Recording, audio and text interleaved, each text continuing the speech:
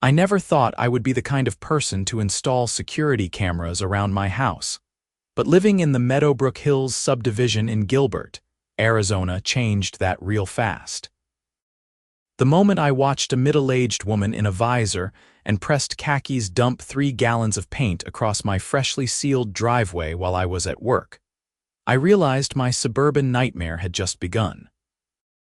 My name is Marcus Chen, and I moved to Gilbert about 8 months ago for a job transfer with my tech company. The house was perfect, a 3-bedroom ranch style with a 2-car garage, desert landscaping, and what I thought was a quiet street. The neighborhood seemed nice enough during my walkthrough: clean sidewalks, manicured lawns. Those cookie-cutter homes that all looked vaguely similar but different enough to have character. What I did not know was that the Meadowbrook Hills Homeowners Association was run by a woman named Patricia Whitmore, and she took her position as HOA president more seriously than most people take their actual careers. The first time I met Patricia was 2 weeks after I moved in. I was unloading groceries from my car when she appeared at the end of my driveway, like she had materialized out of thin air. She was in her early 50s, with that specific haircut that seemed to defy both gravity and reason, blonde highlights that were too blonde, and she wore a lanyard around her neck with her HOA credentials dangling like a badge of honor. "Hello there, you must be the new owner," she said, her voice carrying that syrupy sweetness that immediately put me on edge. "I'm Patricia Whitmore, president of the Meadowbrook Hills HOA. I wanted to welcome you to the neighborhood and give you a copy of our community guidelines." She thrust a binder at me, and I am not exaggerating when I say it was at least 2 inches thick. I took it, feeling the weight of it in my hands, and flipped through a few pages. The font was small, the rules were extensive, and I could already feel a headache forming. "Thanks," I said, trying to sound grateful. "I appreciate it." "You will want to read through that carefully," Patricia said, her smile not quite reaching her eyes. "We have standards here in Meadowbrook Hills. This is a prestigious community, and we work very hard to maintain property values. I noticed your lawn could use some attention. The grass is looking a bit patchy in the front corner." I glanced at my lawn. It looked fine to me. Sure, there was a small brown spot near the mailbox, but it was Arizona in August. Everything was trying not to die. "I will take care of it," I said. "See that you do," Patricia replied. "We have a 14-day grace period for new homeowners, but after that, violations will result in fines. Have a wonderful day." She walked away before I could respond, her white tennis shoes squeaking slightly on the pavement. I stood there holding my groceries in one hand and the binder in the other, wondering what exactly I had gotten myself into. The next few weeks were relatively quiet. I read through the HOA guidelines, which were as ridiculous as I had feared. No basketball hoops visible from the street. No decorative flags except on approved holidays. Trash cans must be stored out of sight except on collection days. Grass must be maintained between 2 and 3 inches in height. No vehicles could be parked in driveways overnight except in garages. The list went on and on, covering everything from fence colors to the types of plants allowed in front yards. I did my best to comply. I watered my lawn, I kept my trash cans in the garage, I made sure my car was parked inside every night. But Patricia found things to complain about. 3 weeks after I moved in, I received my first violation notice. Apparently my mailbox was showing signs of wear and needed to be repainted. I looked at my mailbox. There was a tiny chip of paint missing on the back side, barely visible unless you were specifically looking for it. I repainted it anyway. 2 weeks later, another notice. My house numbers were not reflective enough for emergency services. I had not changed the house numbers, they were the same ones that had been there when I bought the place, but I ordered new reflective numbers and installed them. A week after that, another notice. My desert landscaping included a succulent that was not on the approved plant list. I replaced the succulent, it became a pattern. Every couple of weeks, a new violation notice would appear in my mailbox, each one more petty than the last. I started to dread checking my mail. My neighbors, when I talked to them, were sympathetic but resigned. This was just how things were with Patricia in charge. She had been HOA president for 6 years, running unopposed because nobody else wanted the headache of dealing with the position. "Just keep your head down and try not to get on her bad side," my neighbor Steve told me one Saturday while we were both washing our cars. He was a retired firefighter, a nice guy in his 60s who had lived in Meadowbrook Hills for over a decade. "Patricia means well, but she can be a bit intense." "A bit intense," I said. "She sent me a violation notice because my porch light was the wrong color temperature," Steve laughed. "Yeah, that sounds about right. She did the same thing to me a few years back. I just changed the bulb and moved on, not worth fighting over." I wanted to argue, but Steve had a point. These were small things, annoying but manageable. I could deal with petty violation notices if it meant keeping the peace. What I did not anticipate was how much worse things were about to get. The trouble really started in October. I decided to reseal my driveway. The previous owners had not maintained it well, and there were cracks starting to form. I hired a professional company to come out and do the work. They cleaned the surface, filled the cracks, and applied a fresh seal coat. It looked fantastic, smooth and black and even. I was actually proud of it. 2 days after the driveway was finished, I received a violation notice from Patricia. The notice stated that I had not submitted a request for exterior modifications prior to resealing my driveway, which was apparently required under Section 7.3 of the HOA guidelines. I pulled out my binder and checked. Sure enough, buried in the middle of a dense paragraph about property modifications, there was a line stating that any exterior work, including driveway maintenance, required prior written approval from the HOA board. I was frustrated but not overly concerned. It was an honest mistake. I called the HOA office and left a message explaining the situation. Patricia called me back that evening. "Marcus, I received your message," she said, her voice tight.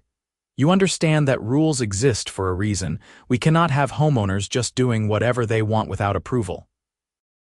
"I understand," I said, keeping my tone calm. I did not realize that resealing a driveway required approval. The previous seal was cracking, and I thought I was doing the right thing by maintaining the property. "The right thing would have been to submit a request form and wait for board approval," Patricia said. "Now we have a situation.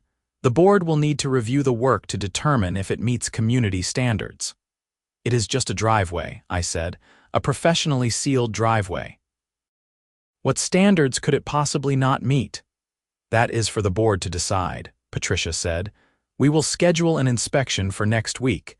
In the meantime, you will receive a fine for proceeding without approval. The fine is $250 as outlined in the guidelines." I wanted to argue, but I knew it would not help. I agreed to the inspection and hung up, seething.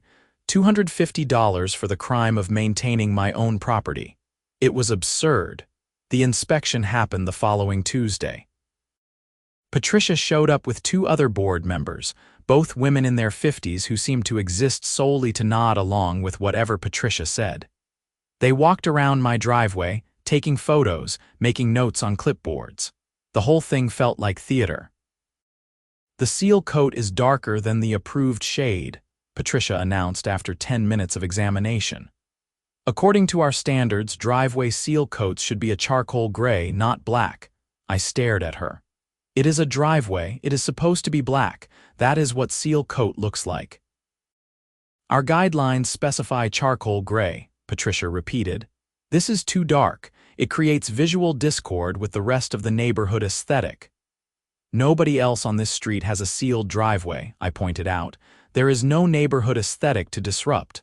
Patricia's expression hardened. "Are you arguing with the board's assessment?" "I am saying this is ridiculous," I said. "You are inventing problems where none exist." "The board has made its determination," Patricia said coldly. "You have 30 days to correct the issue or you will face additional fines. Good day." They left, and I stood in my driveway, staring at the perfectly good seal coat that I had just paid $800 to have applied. I was not going to rip it out and redo it in a lighter shade because Patricia had decided to flex her authority. This was the moment I decided to push back. I started doing research. I looked up Arizona HOA laws, read through forums, talked to a lawyer friend in Phoenix. What I learned was that while HOAs had broad authority, they were not unlimited. Patricia's enforcement had to be consistent and reasonable. If she was targeting me specifically, or if her rules were not being applied uniformly across the neighborhood, I might have grounds to fight back. I started documenting everything. I took photos of driveways throughout the neighborhood. I noted which houses had violations that were not being enforced, cars parked in driveways overnight, mailboxes that needed paint, lawns that were outside the height requirements. I found dozens of examples. Patricia was not enforcing the rules uniformly, she was focusing her attention on me. I also decided to install security cameras. I had been thinking about it for a while, mostly for general home security, but now I had an additional reason. If Patricia was going to continue harassing me, I wanted documentation. I ordered a 4-camera system online, high definition with night vision and motion detection. I installed 2 cameras covering the front of the house, 1 on each corner and 2 in the back. The front cameras had a clear view of my driveway, front door, and most of the yard. The cameras were up and running by the end of October. I did not think much about them after the initial setup. They recorded to a cloud storage system, and I could check the footage from my phone if needed. Mostly, I forgot they were there. November came, and with it, cooler weather and the start of the holiday season. I decorated for Thanksgiving with a simple wreath on my front door and a couple of potted mums on the porch. I checked the HOA guidelines first. Thanksgiving decorations were allowed starting November 1st. Everything was by the book. On November 10th, I came home from work to find another violation notice in my mailbox. This one stated that my driveway was still not in compliance with HOA standards, and that I had 20 days remaining to correct the issue. I crumpled the notice and threw it in the recycling bin. I was not changing my driveway. 3 days later, on November 13th, I was at my office in Temp when I got a motion detection alert on my phone from my security cameras. I opened the app and saw a figure in my driveway. I did not recognize the person at first, but as I zoomed in, I realized it was Patricia. She was standing in the middle of my driveway, looking around like she was checking to see if anyone was watching. In her hands, she held 2 large paint cans. I watched in disbelief as Patricia set the cans down, pried open the lids, and then proceeded to pour paint across my driveway. It was gray paint, lighter than my seal coat, and she dumped it in broad streaks across the black surface. She emptied 1 can, then the other, then pulled out a 3rd can from a bag at her feet and poured that one too. The paint splattered everywhere, creating a mess of gray splotches and streaks across the entire width of my driveway. I was frozen, watching this happen in real time on my phone. My coworker Jessica noticed my expression and asked if I was okay. I did not answer. I was too busy watching Patricia finish her vandalism, replace the lids on the empty cans, pick them up, and walk calmly back to her car parked down the street. "That crazy woman just dumped paint on my driveway," I said out loud. Jessica leaned over to look at my phone. "What, are you serious?" I showed her the footage. We watched it again and Jessica's jaw dropped. "That is insane," she said. "Is that your HOA president?" "Yes," I said, already standing up and grabbing my keys. "I have to go, I need to deal with this." I drove home faster than I probably should have, my mind racing. Patricia had actually vandalized my property. She had not just sent a nasty letter or levied a fine, she had physically damaged my driveway because I had not complied with her ridiculous demands. This was beyond petty HOA tyranny. This was criminal. When I pulled onto my street, I could see the damage from 50 feet away. Gray paint covered my driveway in ugly, irregular patches. Some of it had already started to dry in the afternoon sun, but much of it was still wet. a tacky mess that was going to be a nightmare to clean up. I parked on the street and got out, staring at the destruction. My neighbor Steve came out of his house, his eyes wide. "Marcus, what happened?" "Patricia happened," I said. "She dumped paint on my driveway." "What? Why would she do that?"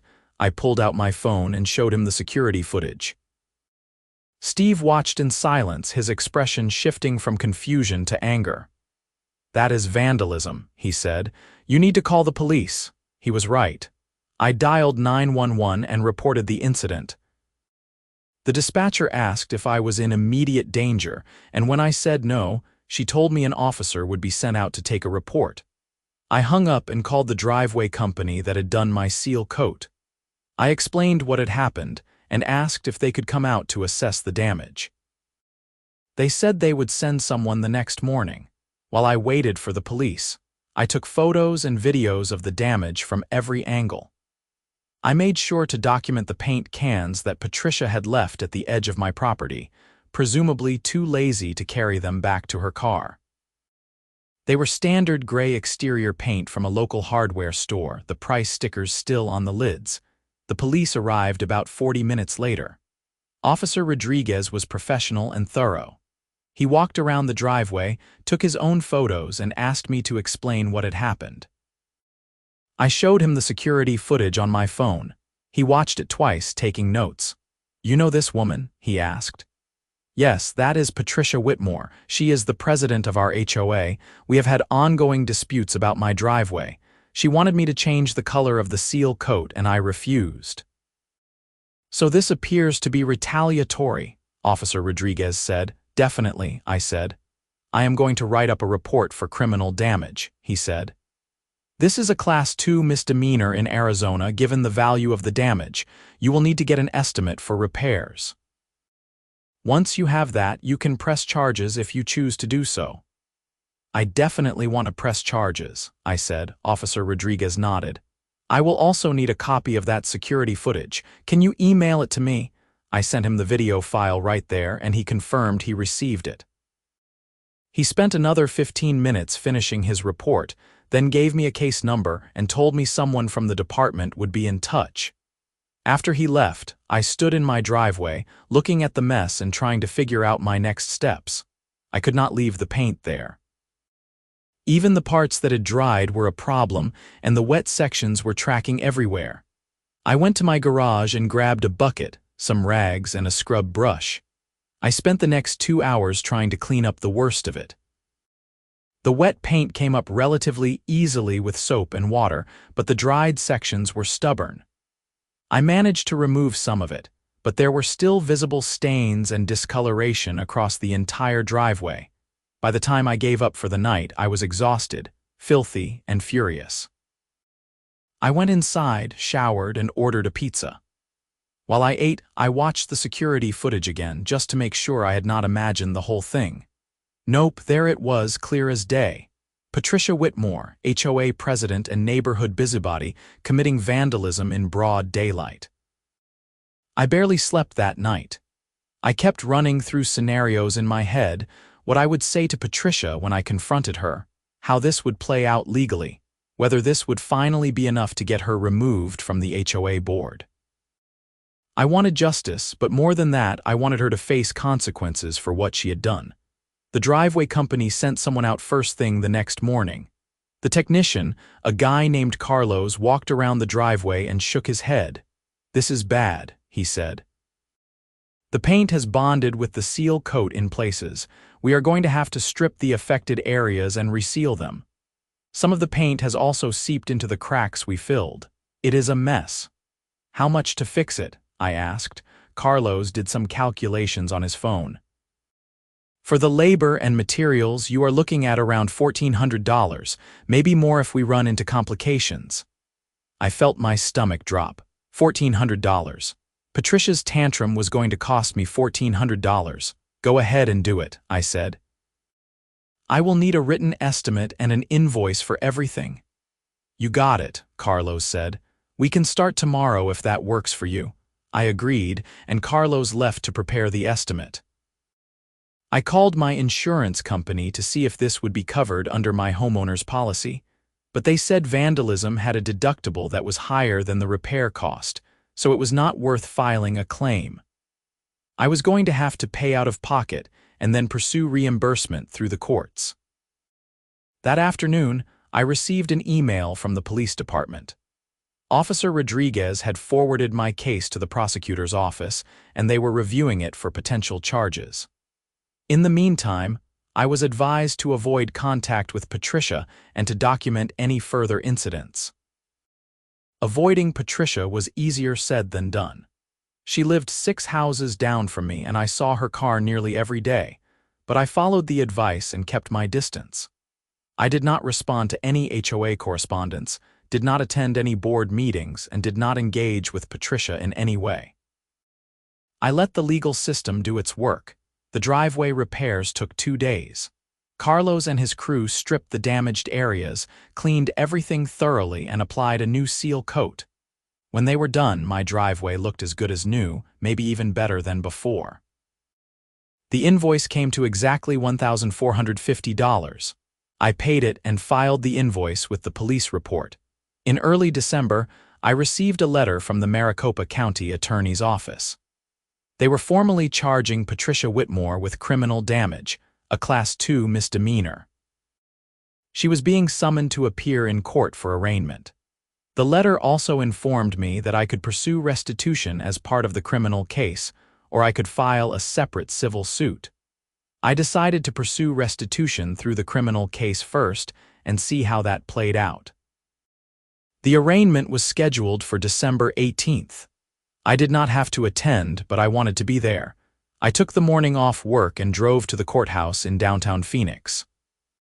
The building was imposing, all concrete and glass, with security checkpoints and long hallways that echoed with footsteps.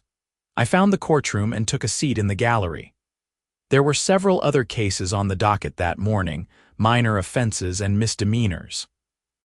Patricia arrived about 10 minutes before her case was called. She was dressed conservatively in a navy blazer and slacks, her hair perfectly styled. She did not look at me, but I could tell she knew I was there. When her case was called, Patricia and her lawyer approached the bench. The judge, a stern woman in her 60s, read the charges and asked how Patricia pleaded. "Not guilty, Your Honor," Patricia's lawyer said. The judge set a trial date for February and outlined the conditions of Patricia's release. She was not to have any contact with me or come onto my property. If she violated those conditions, her bail would be revoked. The whole thing took less than 10 minutes, and then Patricia and her lawyer left the courtroom. I stayed for a few more minutes, processing what I had just witnessed. This was really happening. Patricia was going to trial for what she had done. I felt a strange mix of satisfaction and disbelief. Over the next few weeks, the story spread through the neighborhood. I had not said much to anyone, but word got out anyway. Some neighbors were supportive, stopping by to tell me they were glad someone was finally standing up to Patricia. Others were less sympathetic, suggesting that I was making a big deal out of nothing and that I should have just complied with the HOA rules in the first place. Steve, my neighbor, was firmly in my corner. "Patricia has been out of control for years," he said one evening when he stopped by to chat. "Somebody needed to call her out. I am glad it is you, even though I know this has been a nightmare." "It has definitely been stressful," I admitted. "But I am not going to let her get away with this. She crossed a line." "Damn right she did," Steve said. As the trial date approached, I received a call from the prosecutor's office. They wanted to meet with me to go over my testimony and review the evidence. I drove back to Phoenix and spent an hour with an assistant prosecutor named Linda Vasquez. She was sharp and thorough, asking detailed questions about the timeline of events, my interactions with Patricia, and the security footage. "This is a strong case," Linda said. "The video evidence is clear, and you have documentation of the damages. I do not see how she can claim she did not do it. My guess is her lawyer will try to argue that she believed she had authority to enforce HOA rules, even through unconventional means. But that is not going to fly. She committed vandalism, plain and simple." "What do you think will happen?" I asked. If she is convicted, she will likely face probation, community service, and restitution for the damages. It is a misdemeanor, so she is not looking at jail time unless she has priors or violates probation. But it will go on her record, and she will have to pay you back for the repairs. That sounded fair to me. I was not interested in seeing Patricia go to jail. I just wanted her to face consequences and reimburse me for the damage she had caused. The trial was scheduled for February 4th. I took the day off work and arrived at the courthouse early. The courtroom was smaller than I expected, with seating for maybe 30 people. Patricia was already there with her lawyer, a middle-aged man in an expensive suit. They were talking in low voices, their heads close together. The judge entered, and we all stood. The trial began with opening statements. Linda Vasquez laid out the case clearly and concisely. Patricia had vandalized my property in retaliation for my refusal to comply with an HOA demand. The evidence was irrefutable: security footage, photos of the damage, an invoice for repairs, and testimony from both me and the driveway company. Patricia's lawyer tried to spin a narrative about Patricia's dedication to the community and her belief that she was acting within her authority as HOA president. He argued that Patricia had made a mistake in judgment, but had not acted with malicious intent. It was a weak argument, and I could tell the judge was not buying it. I was called to testify first. Linda walked me through the timeline of events, from my initial move to Meadowbrook Hills to the ongoing disputes with Patricia to the day of the vandalism. I explained how I had installed security cameras and how I had discovered the vandalism through a motion alert on my phone. Linda played the security footage for the court, and the room fell silent as everyone watched Patricia dump paint across my driveway. "Can you confirm that the person in this video is Patricia Whitmore?" Linda asked. "Yes, that is her," I said. "And did you give her permission to be on your property or to apply paint to your driveway?" "Absolutely not," I said. Patricia's lawyer cross-examined me, trying to suggest that I had been intentionally antagonizing Patricia by refusing to comply with HOA rules. I stayed calm and stuck to the facts. I had complied with the rules, except for the one instance where I had not submitted prior approval for the driveway seal coat, which was an honest mistake. Patricia's response had been wildly disproportionate and illegal. Next, Carlos from the driveway company testified. He explained the damage that the paint had caused and the cost of the repairs. He brought photos and the invoice, which were entered into evidence. Finally, Patricia testified in her own defense. Her lawyer asked her about her role as HOA president and her commitment to maintaining community standards. Patricia talked about how hard she worked to keep Meadowbrook Hills beautiful and how frustrating it was when homeowners did not follow the rules. Then her lawyer asked about the incident. "Can you explain what happened on November 13th?" he asked. Patricia hesitated. "I made a mistake," she said. "I was frustrated with Mr. Chen's refusal to correct his driveway, and I thought that if I applied the correct color paint, it would resolve the issue. I see now that I should not have done that." "Did you intend to cause harm?" her lawyer asked. "No, of course not," Patricia said. "I was trying to help maintain community standards." Linda's cross-examination was brutal. She asked Patricia if she had permission to enter my property. Patricia admitted she did not. She asked if Patricia had informed me she was going to apply paint to my driveway. Patricia said no. She asked if Patricia understood that what she did was vandalism. Patricia stammered and tried to deflect, but Linda pressed her until Patricia finally admitted that she had acted improperly. The trial concluded with closing arguments. Linda reiterated the strength of the evidence and the clear violation of the law.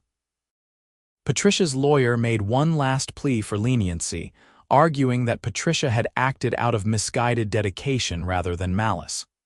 The judge took a short recess to consider her verdict. When the judge returned, the courtroom fell silent. She looked directly at Patricia and delivered her verdict. "Miss Whitmore, I find you guilty of criminal damage. Your actions were not those of a well-meaning community leader. They were deliberate, retaliatory, and illegal. You damaged Mr. Chen's property because he did not comply with your demands, and you did so without his permission and without any legal authority. This court does not tolerate vigilante enforcement of HOA rules. Patricia's face went pale. The judge continued. I am sentencing you to 1 year of probation, 60 hours of community service, and full restitution to Mr. Chen in the amount of $1,450 for the repair costs. You are also ordered to have no contact with Mr. Chen and to stay off his property. If you violate any of these conditions, you will face additional charges. Do you understand? Yes, Your Honor, Patricia said quietly.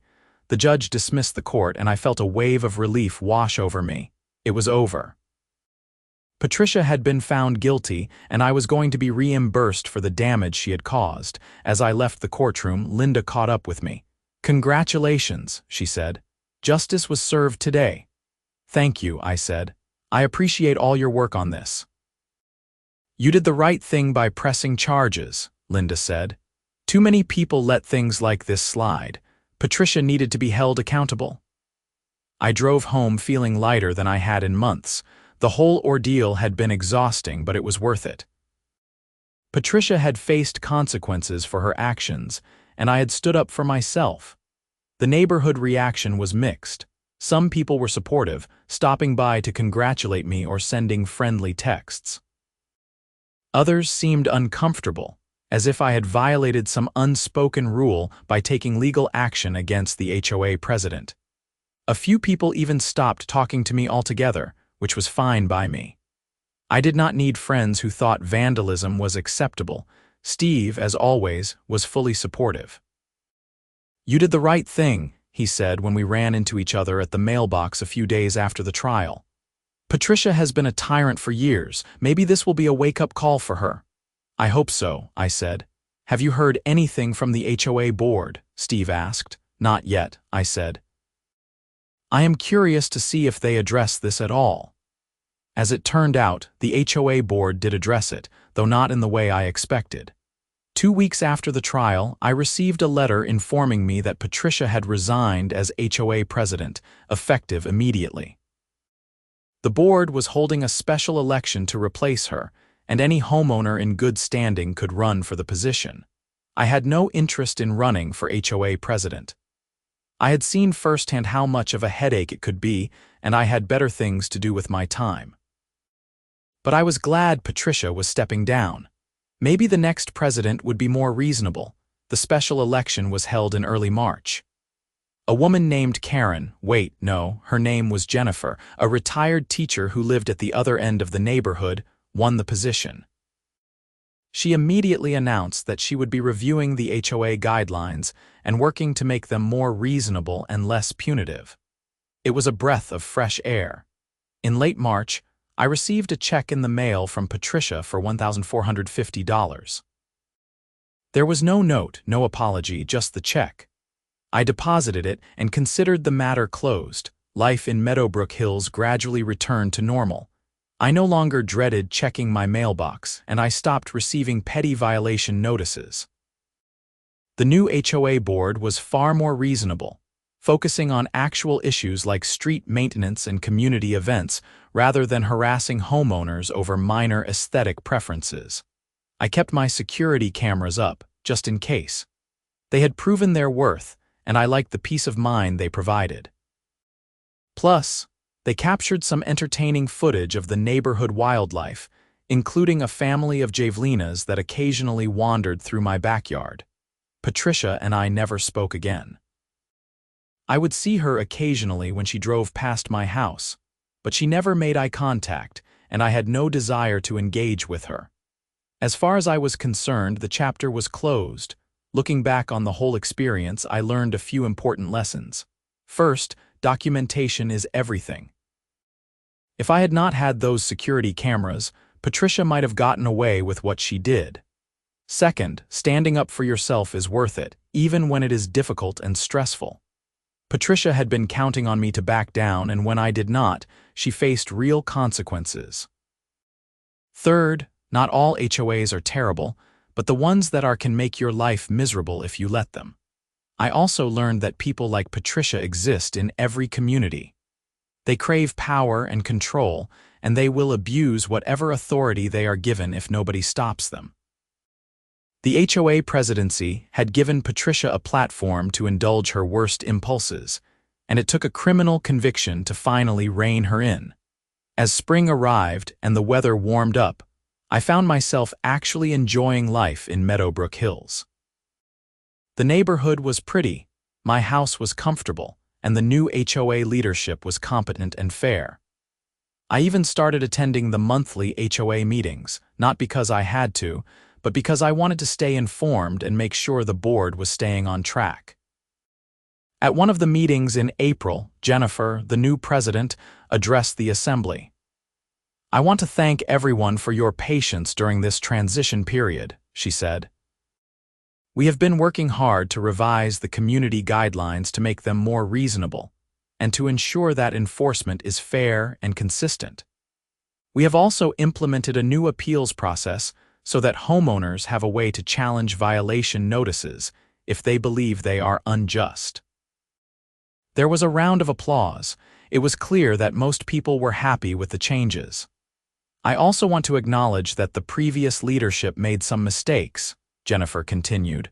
"We are committed to doing better. This is your community, and the HOA exists to serve you, not the other way around." More applause. I felt a sense of vindication. This was what an HOA should be, a group of neighbors working together to maintain and improve their community, not a petty dictatorship. After the meeting, several people came up to talk to me. Some thanked me for standing up to Patricia. Others apologized for not supporting me earlier. One man, a neighbor I had never spoken to before, shook my hand and said, "You have got guts." I have been dealing with Patricia's nonsense for years, but I never had the courage to fight back. I am glad you did. It felt good to be recognized, but more than that, it felt good to know that the neighborhood was moving in a positive direction. Patricia's reign of petty tyranny was over, and Meadowbrook Hills was a better place for it.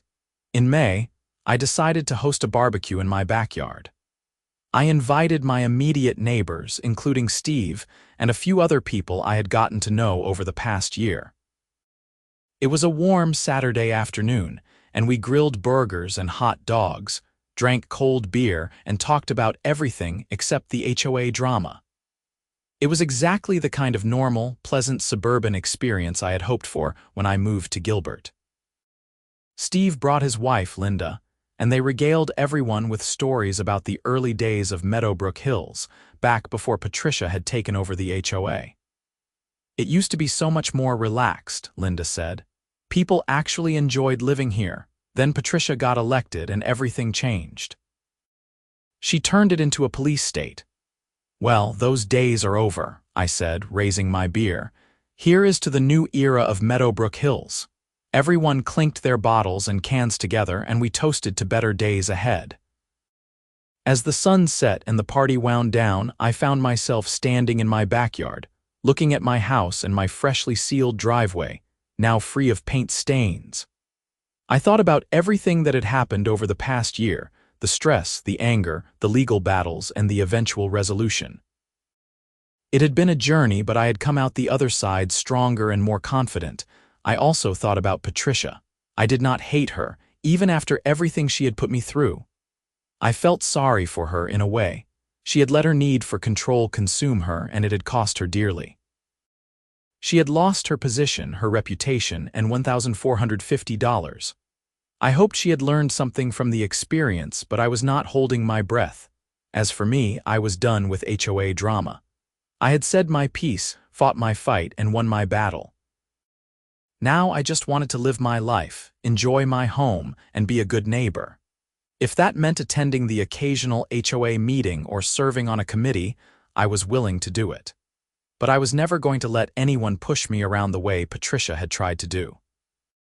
The security cameras stayed up, a reminder of the importance of being prepared and protecting yourself.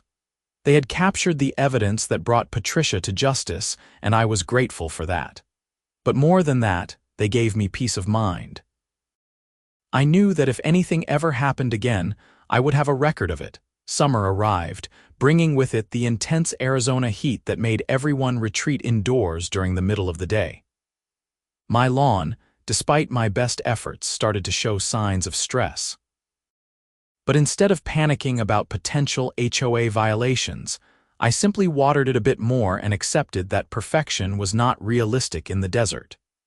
Jennifer and the new board were reasonable about these things, understanding that sometimes nature did not cooperate with HOA guidelines. In June, the neighborhood held a community garage sale. It was the first one in years, another sign that things were changing for the better under the new leadership. I set up a table in my driveway, selling some old electronics and furniture I no longer needed. It was a good opportunity to meet more neighbors and chat with people I had only seen in passing. One woman, whose name was Rachel, stopped by my table and struck up a conversation. "You are the guy who took Patricia to court, right?" she asked. "That is me," I said. Rachel smiled. "Good for you." She sent me violation notices for 2 years straight about the color of my front door. She said it was not in compliance with the approved palette, but it was the same color it had been when I bought the house. I finally repainted it just to get her off my back. "That sounds about right," I said. "I am so glad she is gone," Rachel said. "The neighborhood feels different now. Lighter, you know?" I knew exactly what she meant. By the end of the summer, life in Meadowbrook Hills had settled into a comfortable rhythm. The HOA was functioning well under Jennifer's leadership. The neighborhood felt friendlier, and I had even made some genuine friends among my neighbors. The whole ordeal with Patricia felt like a distant memory, something that had happened to someone else. But I had not forgotten the lessons I learned. I kept my documentation organized, my security cameras running, and my awareness sharp. I was not paranoid, just prepared, and if anyone ever tried to pull something like Patricia had done, I would be ready. In September, almost a year after the paint incident, I received an unexpected letter in the mail. It was from Patricia. I almost threw it away without opening it, but curiosity got the better of me. Inside was a handwritten note on plain stationery. "Marcus," it read, "I owe you an apology. What I did to your driveway was wrong, and I have spent the past several months reflecting on my actions. I let my role as HOA president go to my head, and I treated you and others in the neighborhood unfairly. I am truly sorry for the damage I caused, both to your property and to the community. I hope you can forgive me, though I understand if you cannot. I am working on being a better person, and I wanted you to know that. Sincerely, Patricia." I read the letter twice, trying to gauge its sincerity. It seemed genuine, though I could not be sure. Part of me wanted to dismiss it as too little, too late. But another part of me appreciated the gesture. It took courage to admit you were wrong, especially in writing. I did not respond to the letter. I did not feel the need to. But I kept it, tucking it into the folder with all the other documents from the case. It felt like the final piece of the puzzle, a small acknowledgement that what had happened was real and that Patricia had at least some understanding of the harm she had caused. As the year came to a close, I found myself reflecting on the entire experience. Moving to Meadowbrook Hills had been one of the most stressful periods of my life, thanks to Patricia's harassment and the eventual vandalism. But it had also been a learning experience.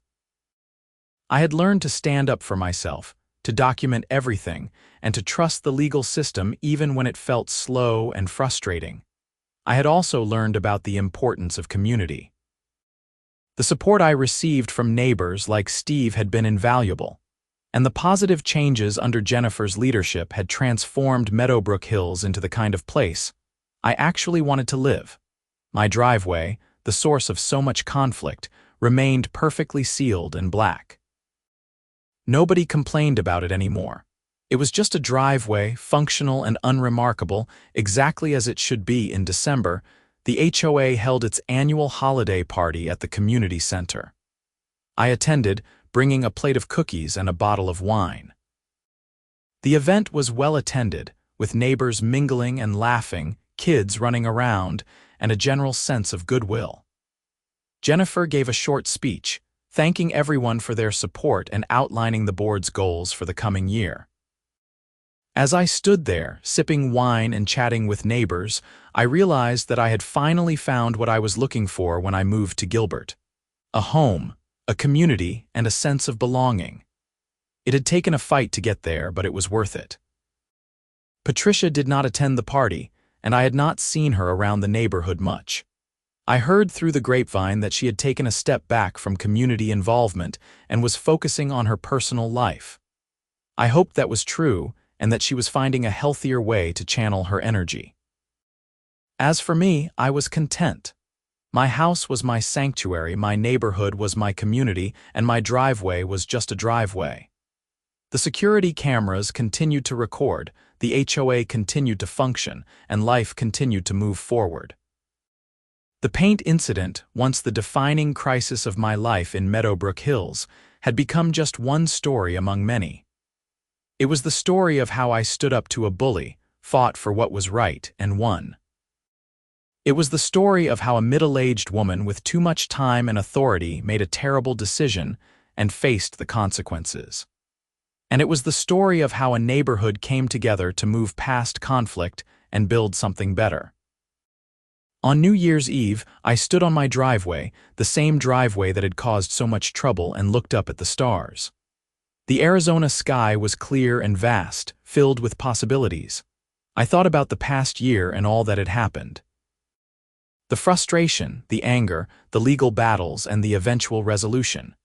I thought about Patricia and her apology letter, about Jennifer and her leadership, about Steve and his unwavering support, and I thought about the future. The coming year would bring new challenges and new opportunities. The HOA would continue to evolve, the neighborhood would continue to grow, and my life would continue to unfold in ways I could not predict. But I felt ready for whatever came next. At midnight, fireworks erupted across Gilbert, bright bursts of color against the dark sky. I watched them from my driveway, feeling a sense of peace and accomplishment. The fight was over. Justice had been served, and I was exactly where I was supposed to be. The check for $1,450 had been deposited, the criminal case had been closed, and Patricia Whitmore had been held accountable for her actions. My driveway was pristine, my security cameras were vigilant, and my resolve was stronger than ever. In the end, it was not just about the money or the legal victory. It was about standing up for what was right, about refusing to be intimidated, and about holding people accountable when they abused their power. Patricia had learned that lesson the hard way, and I had learned that sometimes the fight is worth it, even when it is difficult. As I walked back into my house that New Year's Eve, I looked back one more time at my driveway. It was more than just concrete and seal coat. It was a symbol of my resilience, my determination, and my refusal to back down in the face of injustice. And as far as I was concerned, that was worth every penny of the $1,450 Patricia had paid to make things right. The case was closed, the chapter was finished, and life in Meadowbrook Hills was finally what I had hoped it would be when I first moved in. Peaceful, friendly, and free from the tyranny of an HOA president who thought she was above the law. The security footage that captured Patricia's crime was still saved in my cloud storage, a digital record of the moment everything changed. I would probably never watch it again, but knowing it was there gave me a sense of satisfaction. It was proof that justice could prevail, even in the mundane world of suburban homeowner associations. And so, as the new year began, I looked forward to a future in Meadowbrook Hills that was brighter, calmer, and infinitely better than the tumultuous year that had just passed. The paint was gone, the damage was repaired, and the woman who had caused it all had paid the price, both financially and reputationally. My driveway stood as a testament to the power of standing your ground, and I would never again take for granted the importance of documentation, security cameras, and the willingness to fight for what is right. Patricia Whitmore had learned that homeowners have rights, and those rights are protected by law, regardless of what any HOA president might think. The story of the paint incident would become neighborhood legend, a cautionary tale about the dangers of unchecked HOA power and the importance of accountability. And I would be remembered as the guy who stood up to Patricia, took her to court, and won, securing not just a financial judgment but a victory for every homeowner who had ever been bullied by an overzealous HOA board member. As I settled into my home that night, I felt a profound sense of closure. The nightmare was over, the battle was won, and justice had been served. $1,450, 60 hours of community service, 1 year of probation, and a resignation from the HOA board. Patricia had paid for her crime, and I had been made whole. And in the end, that was all I had ever wanted: fairness, accountability, and the ability to live in my home without harassment or vandalism. Meadowbrook Hills had given me all of that, but only after I had fought for it. And that fight, difficult as it was, had been worth every moment. The paint was gone, but the lesson remained.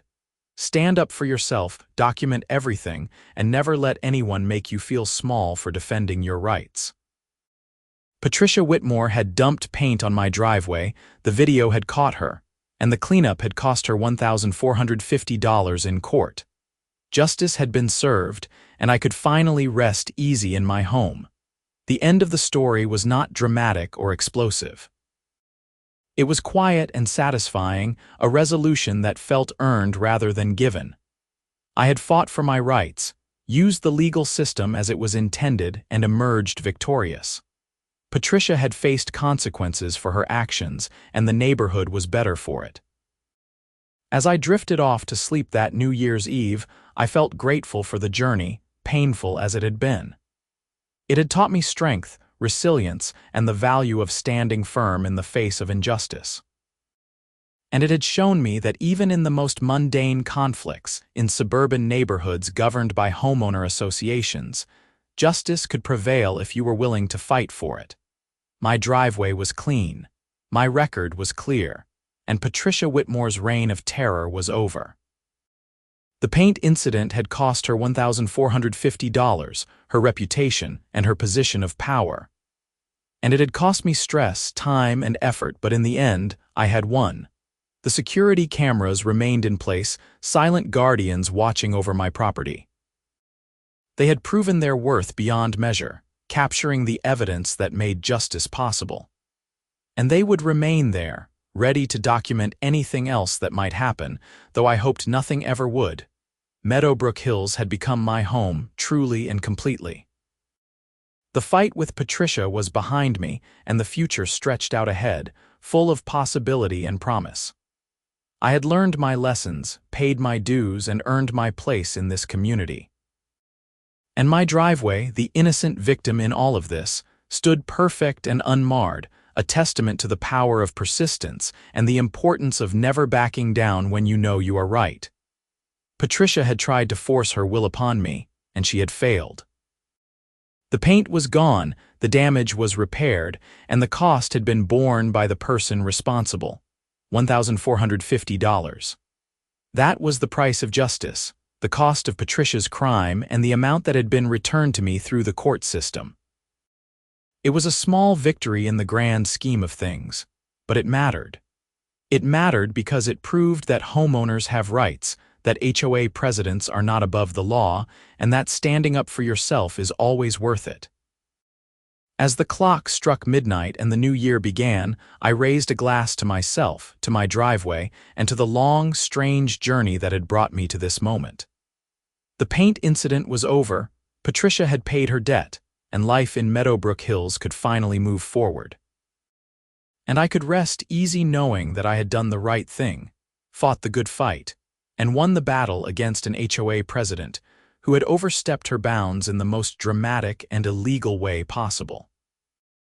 The video had caught her, the court had convicted her, and the cleanup had cost her exactly $1,450.